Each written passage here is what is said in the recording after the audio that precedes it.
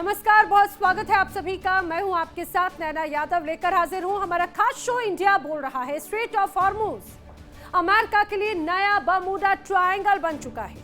दुनिया के सबसे खतरनाक समंदर के रास्ते हॉर्मुज से अमेरिका के सबसे आधुनिक MQ-9 रिपर ड्रोन ऐसे गायब हो रहे हैं जैसे कभी बर्मुडा ट्रायंगल से जहाज और विमान गायब होने की खबरें आती थी।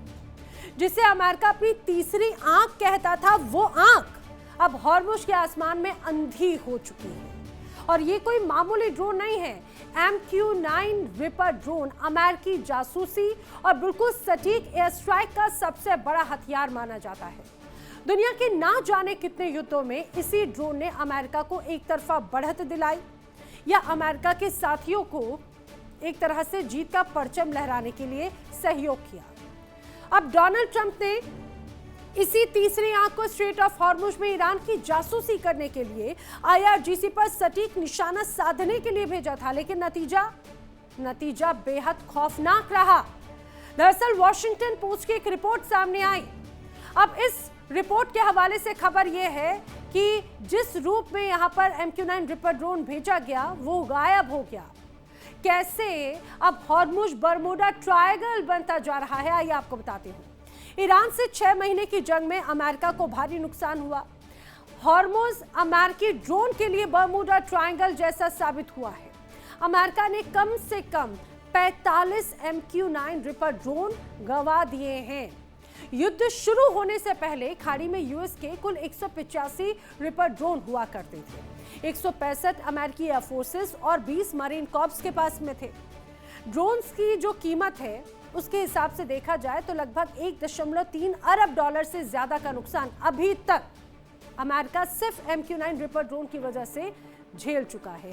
कई MQ-9 रिपर ड्रोन हॉर्मुज में उड़ान के दौरान मार गिरा दिए गए, जो अभेद्य माने जाते थे, जिन्हें कभी कोई गिरा नहीं सकता था, लेकिन उन्हें गिरा दिया ईरान ने। जो दावे हैं वो बताते हैं कि हॉर्मुज के आसमान में पहुंचते ही इन MQ-9 रिपर ड्रोन्स का संपर्क अमेरिकी बेसेस से पूरी तरह से टूटा। ना कोई लोकेशन मिल रही है, ना मलबे का कोई सुराग मिल रहा है। कुछ ड्रोन्स पर ईरान ने सीधे और बहुत प्रिसाइज निशाने लगाए, तो बाकी के ड्रोन बगैर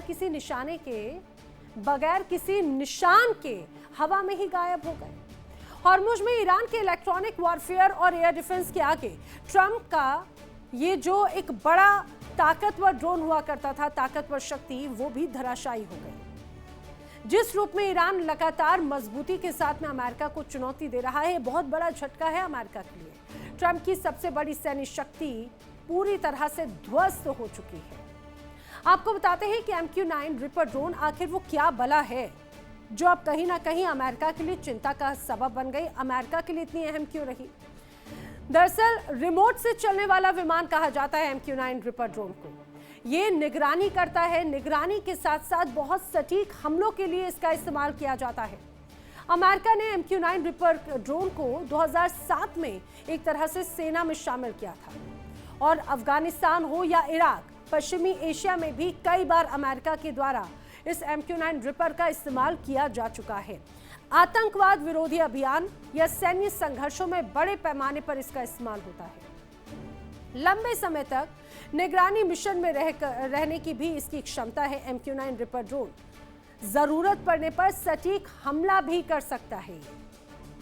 अब ड्रोन्स के इस रहस्यमयी खात्मे ने यह तो साबित कर दिया है कि अगर अमेरिका ने कोई बड़ी हिमाकत कर दी तो ईरान ट्रंप की सैन्य रणनीति का सर्वनाश करने के लिए पूरी तरह से तैयार बैठा है।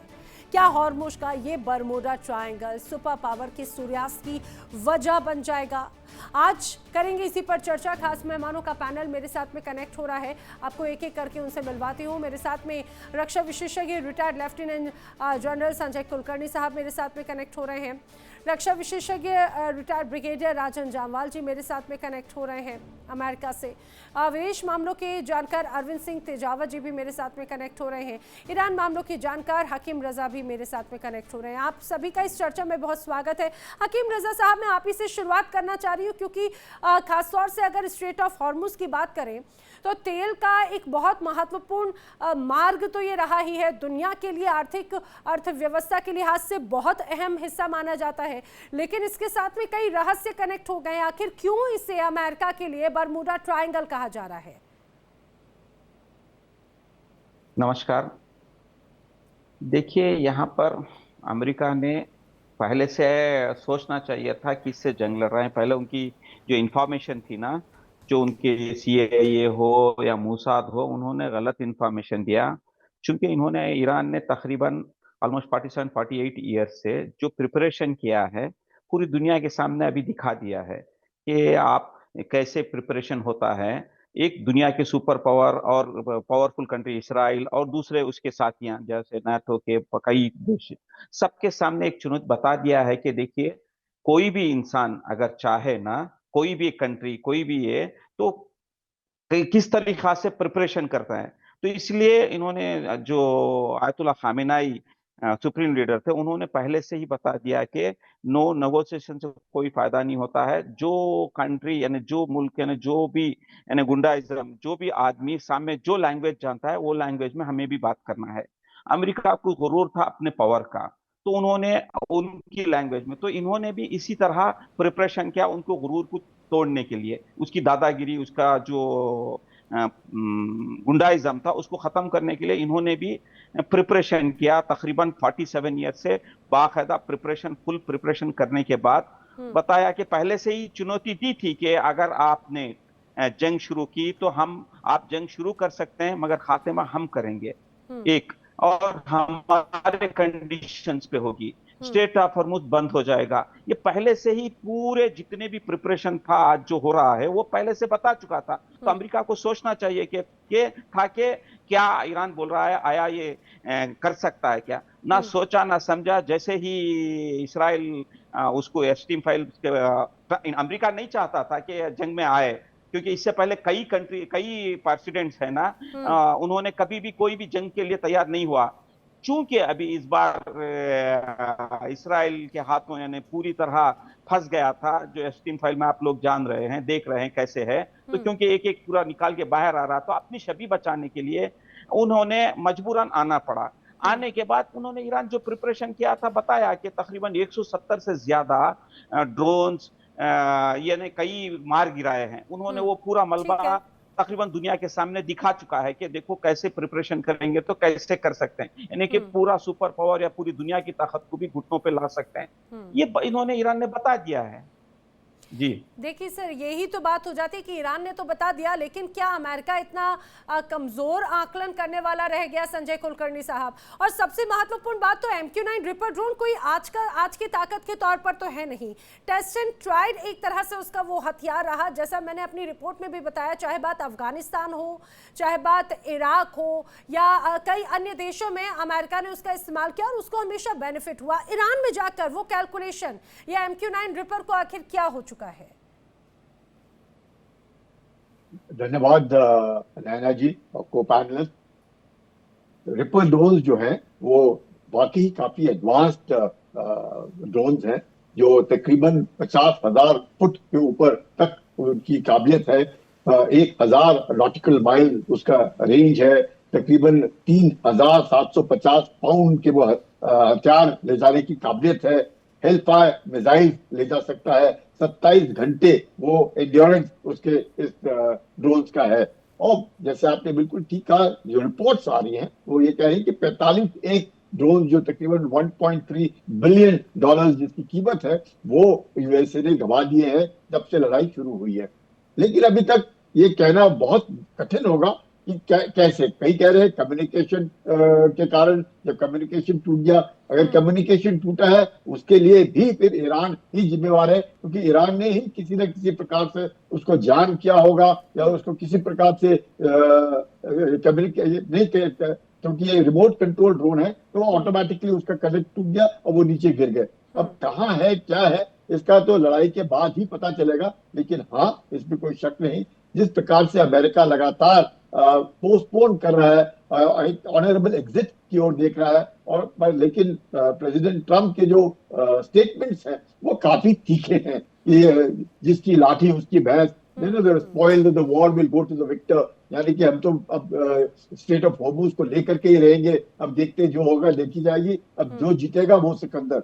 मतलब इस तरह की बयानबाजी करना, इस तरह कुछ न कुछ कहीं ना कहीं नर्वसनेस नजर आती है, और कहीं ना कहीं ईरान को इस बात के शायद एक ऐसे उम्मीद जागी है, उसका हौसला अफजाई हुआ है कि उनको लगता है कि स्ट्रेट ऑफ हॉर्मुज जो है जबरदस्त वेपनाइज हो चुका है, अमेरिकन की वीकनेस है, उनको वो टैप करने की कोशिश कर रहे हैं कि वो बूट्स ऑन ग्राउंड रख नहीं पा रहे। अगर बूट्स ऑन ग्राउंड नहीं है और सिर्फ बम्बार्डमेंट के द्वारा ही ईरान को घुटने टिकने के लिए मजबूर कर रहे हैं, तो ईरान उसके लिए तैयार नहीं है। और ईरान ने भी देखा है कि खाड़ी के जो देश है उनके ऊपर जिस प्रकार से बम बरसे हैं, ईरान की तरफ से हो, हुदीस की तरफ से हो, या फिर अपने बाकी जो ईरान के जो मिलिशिया है इराक में उनके द्वारा हो, तंग परेशान डिस्ट्रक्शन जरूर ईरान ने किया है। और जिस प्रकार से अपना जॉर्ज वॉशिंगटन जो है वो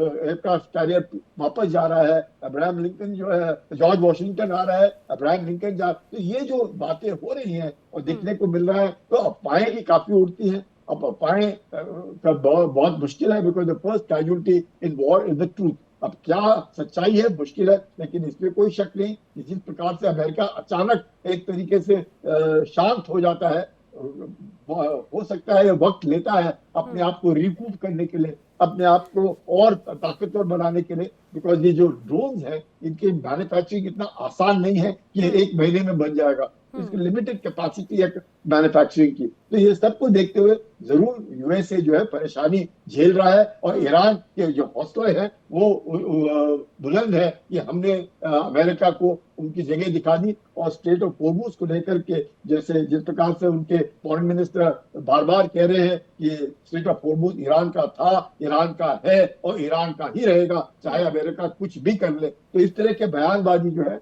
मुझे लगता है वाकई परेशान करने के लिए है, और पूरे विश्व भर में हाहाकार मचेगी। लेकिन सर बात तो ये है कि ठीक है, ईरान की खासतौर से अगर सीमा में एंटर किसने किया, ईरान तो गया नहीं था अमेरिका के पास में। अब अगर अमेरिका की तरफ से भी बार बार इस तरह की धमकियां दी जा रही, बहुत ज्यादा पुरानी बात नहीं है। डोनाल्ड ट्रंप ने अभी हाल ही में कहा ना कि अब अगर जैसे ही जंग जीतेंगे तो स्ट्रेट ऑफ हॉर्मुज अमेरिका का हिस्सा होगा।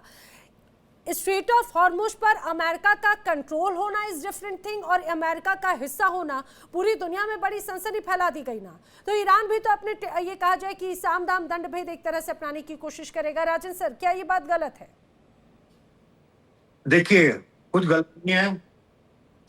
ट्रंप की बात को सीरियसली लेना दुनिया ने बंद कर दिया है, तो कोई मतलब हम सर, एक सुपर पावर देश के अगर राष्ट्रपति हैं, क्या इतना हल्के में ले लेना चाहिए? नहीं, आई मीन उनका तो एक काउंटर शुरू हो गया है, काउंटडाउन इंटरनेट पे किसने डालना शुरू कर दिया है। कितनी बार उसी जगह से ही कनेक्टेड है, तो आप वहां शायद जो चीजों को देख रहे होंगे वो ज्यादा बेहतर बता रहे होंगे। नहीं, absolutely nobody takes him seriously. He has a problem of speaking out and speaking out of turn and speaking जो चीज जरूरत नहीं है बोलने की। सो उनकी अपनी एम्बिशन है। एनीवे, हम जब मुद्दे पे आते हैं, मैं रजा जी से बिल्कुल सहमत हूँ कि इसी दिन के लिए 48 साल ईरान ने मेहनत करी और तैयारी करी, और आज दिखा रहा है अमेरिका को कि कितना है। पर मैं दूसरा उससे कनेक्टेड सवाल है, किस कीमत पर क्या इन 48 साल में वो कुछ और कर सकता था? ईरान कहाँ होता अगर ये इतना पैसा, इतना दिस्थिंग वो अगर जो उन्होंने इस प्रिपरेशन के लिए लगाया, और आज ईरान कहाँ है? ईरान मतलब ईरान का आम नागरिक कहाँ है? खाना नहीं मिल रहा, दवाई नहीं मिल रही, कुछ मतलब आप बोल सकते हो कि वो नेशनल प्राइड है, और नेशनल प्राइड कई बार कुछ लोगों की ईगो तक सीमित हो जाता है, जो इस वक्त आईआरजीसी के साथ हो रहा है। आम आदमी की किसी को चिंता नहीं है। देखिए इंडिया डेली 24/7 अब आपके स्मार्ट टीवी पर। इंडिया डेली मौजूद है सभी डिजिटल प्लेटफॉर्म पर लाइव और लगातार। इंडिया डेली 24/7 हर दिन राष्ट्र को समर्पित।